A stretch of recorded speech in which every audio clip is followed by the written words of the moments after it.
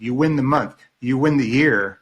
And as you do this, as time goes on, you look back and you're able to connect these amazing dots that create a tremendous empire that you thought was impossible one day.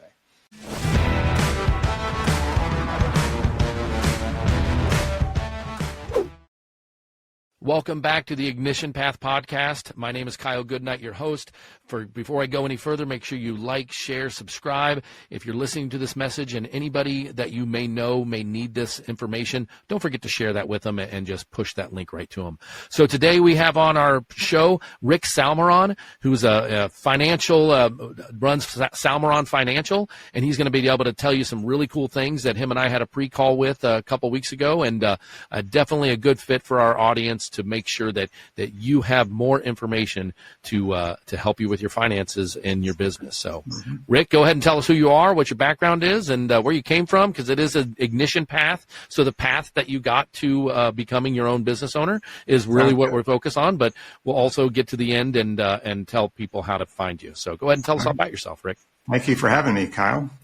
I'm an independent financial advisor here in Dallas, Texas. I've been in the business for a very, very long time. And I don't say that to brag. However, I have a strong belief in what I do, and I can tell you more about the why of what I do. However, a lot of people ask me on the outset, how did I start in this business? And frankly, I started when I was 8 years old. I was sitting down at my breakfast table on a Saturday morning, enjoying my breakfast. My mother approaches me and she says, "Rick, this is going to be a very special day for you today." And I said, "Why, Mom?" "Because, honey, we are going to take you to a place called the Savings and Loan." I said, "Okay, what does that mean?" "That means if you allow them to keep your money, they will pay you money for keeping your money." I still didn't really understand what that meant. However, what was good for my mom was good for me. So I dropped my spoon in my Fruit Loops. We went to the car. We drove down to this place called the Savings and Loan. I emptied my pockets on the counter, probably 10 weeks worth of allowance, the coins just spinning around and coming to a rest. My mother matched that with another $10, and my first savings account was born with $20. Now, it wasn't until 90 days later that I received my first statement in the mail, Kyle, and that $20 grew to $20.15. That's right. You're making money. I couldn't believe my eyes. It was really true. All I had to do is let the money sit there, and it would increase. Yeah. That was amazing. And from that point, I found myself coming up with actions and behaviors that slowly built a pretty decent empire for my age. And fast forward, my first corporate America job, I maxed out on my company 401k without giving it a second thought. I bought my first house at age 22, my first stock at age 18. And these were all like automatic pilot things, right? And when I got sick of corporate America, what could I do that I wanted to get out, something more entrepreneurial, be my own boss, right? Be the entrepreneur that we all love to be. And looking back, I saw all these behaviors, these actions that I took. It was natural as part of my DNA. And I thought, wow, I can start a business and create something great. These were not secrets to me, yet many people are trying to figure this out. And I felt like I had figured it out. And frankly, I'm still figuring it out to this day. However, I built my business based on that. And I love, and I'm very passionate about what I'm doing. I feel like a person's wealth and a person's money aspect of their life is so vital, and it supports so many areas of one's life that I feel like everyone deserves to have a strong fortress of wealth going for them, headed in the right direction of their future, not somebody else's. And that's really what drives me. Yeah. Well, I can see that drives you. I see the passion in the way you're describing it. I mean, you're fired up about this. That's amazing. So when it comes to what you're doing now, so what were you prior to do you have a background in accounting? Like, what were you prior to having your own business and the entrepreneurial path?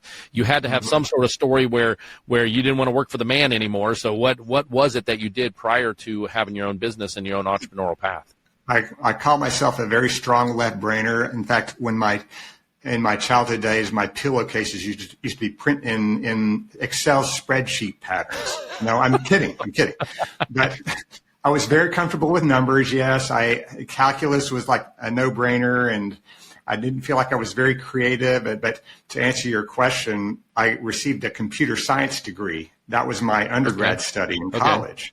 And I became a computer programmer for corporate America for about 4 years. And pretty quickly inside the 4 years of corporate America, I thought, this is not for me.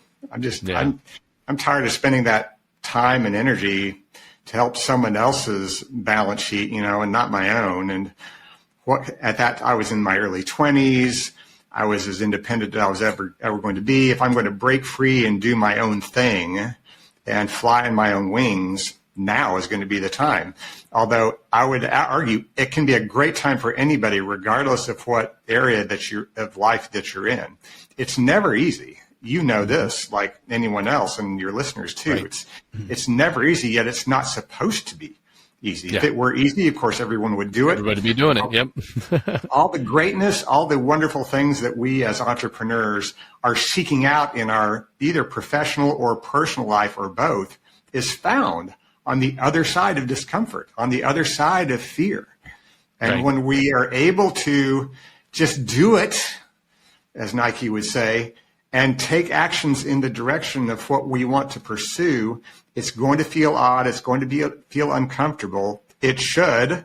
And that's a good sign that you're on the right track. And those were the signs, whether I recognize it or not, of what I was doing. This is way back in the mid to late 80s. But I'm very grateful that I did what I did, of course. Yeah.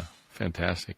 So when it comes to the financial services that you provide, is it mainly small businesses or only providing for entrepreneurs? Like, what is your path? What is your the people that you you join or help, or who you help? Like, how is that found? Like, how do you find your clients and stuff? I find myself, my clients are found primarily by word of mouth. When I do great work and provide a great service for people, that reverberates. And the people that I tend to work with are predominantly still in the accumulation phase of their life, 40s, 50s, 60 somethings. They do very well. Either they are business owners themselves or entrepreneurs, or perhaps they're working for another company. However, they're clocking a good income. They are savvy. They're smart. They're well-to-do. They are looking ahead. They feel good about what they're doing, and they're very good in their profession. Yet they don't want to put the pause button on their life and become a money expert anytime soon. They recognize how important this part of their life is. Of course, they're behind the wheel of their ship, as I like to describe it.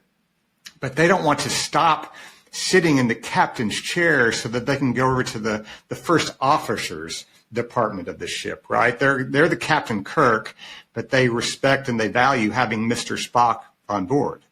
And that's the role that I sort of assume, is that one where I'm looking over the shoulder of their money life, their financial life, helping them make smart and wise decisions with their money to make sure that their money and their income is headed in the direction of where they want to go, so that their money is pointed in the direction of their future and not somebody else's. Yeah, exactly. So is it mainly that you just it's just advising, or do you use the stock market? Do you use crypto? Yes. If someone is into crypto, do you have some crypto background where you can help mold their future with that, or? Not specifically crypto. I have my own take on crypto. However, yes, stock market related, bond market related, funds that are used in the broad market to help build long-term wealth. Gotcha. There are other parts too, like say short-term savings. There's the discussion of estate planning issues. There's the discussion of insurance planning issues. My take is very much a holistic viewpoint.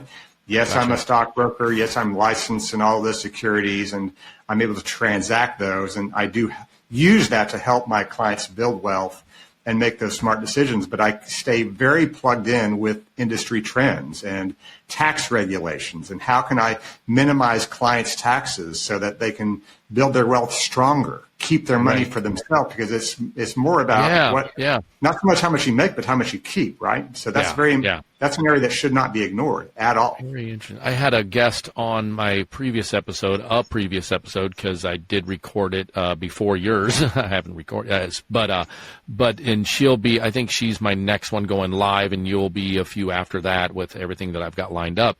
But she is some form of, the way I understand it, is she found that loophole for trusts and how you save thousands and thousands of dollars depending on your area of or what you have your money wrapped in, whether it's property, whether it's your own home, whether it's a rental property.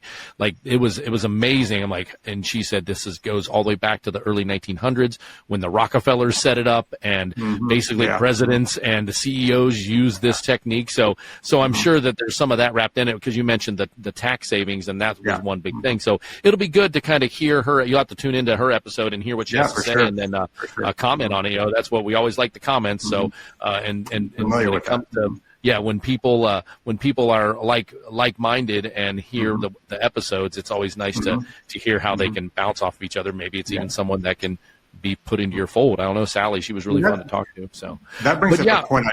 I'd like to mention is that solutions like that can work really well for some people, and they cannot work very well for other people. So in the world, in the realm, as you can appreciate this, and I'm sure that she would too, whoever your guest was, in the realm of personal finance, that word personal is very meaningful.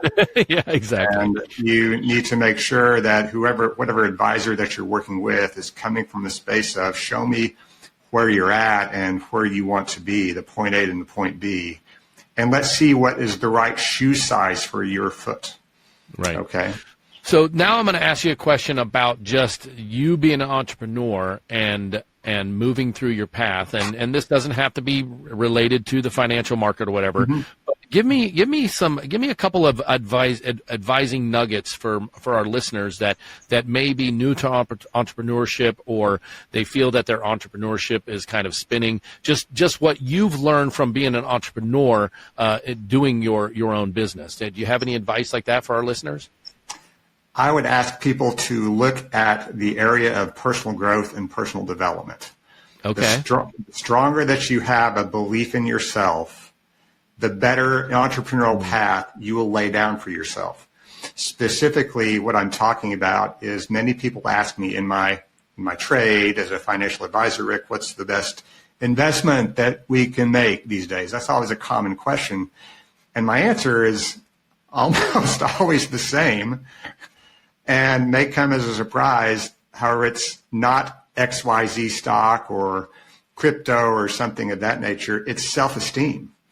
Wow. If I think of one area that people should spend time and money in, it is your belief in yourself, your self-estimate, how you feel about yourself, your self-esteem. Because when your self-esteem is high, you start to pick up life. You've got a pep in your step. You create momentum. All entrepreneurs, everyone experiences momentum, right, on a daily basis. And that momentum can be down, but it can also be up. And when you've got the fuel of a higher octane self-esteem behind you, you care more about your future. You begin to become more solution-oriented. You're able to see things that perhaps you didn't see with the grayer shade of glasses on versus the rosier shade of glasses on. And I'm not talking about blind optimism here. I'm talking about your belief in yourself. If you imagine there was such a thing, Kyle, as a self-esteem-o-meter, all right, that would. I love it. I love making up words. Self-esteem-o-meter. I'm a podcastpreneur, is what I am. So, like a thermometer, we can take our temperature, right? Suppose there was a similar thermometer that took your self-esteem temperature, and that gave you a reading between 0 and 100. Wouldn't you agree that someone who has a self-esteem reading of like an 85 has a greater, brighter future than one who's got a 34? Oh, 100%. Yeah, it's all about self-belief. So just imagine, and how does one get to, say, an 85 versus a 34? Yeah. In my view, it's the actions that you take. It's the daily, boring, automatic pilot steps that we take as entrepreneurs, they're very tiny seeds of sand. They're grains of sand. And so many of them are hard to see because we're doing them subconsciously. But if we have these daily grains of sand that we employ in our daily, we're either creating a very boring mound or a beautiful sandcastle for that day. Now, mind you, there's some days that are not best, and I get it that we don't hit a bullseye every single day. However, with the add up of the positives and the negatives, all entrepreneurs, this has just helped me a lot as an entrepreneur, and I'm a big believer in this.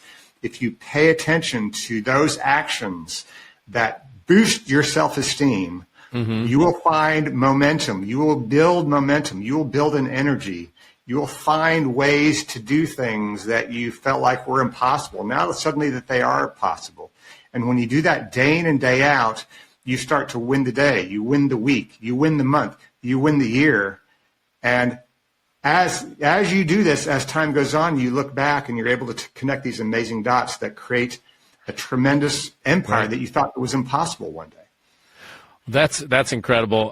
There's a little bit of business coaching in there that just got sprinkled in above and beyond your financial services. So that's amazing. Man. So when it comes to that thought process, it instantly makes me ask you the next question. So what system, what self-esteem program did you find or has been influencers for you? I myself have gone through John Maxwell a little bit, Tony Robbins, Nick Graziosi.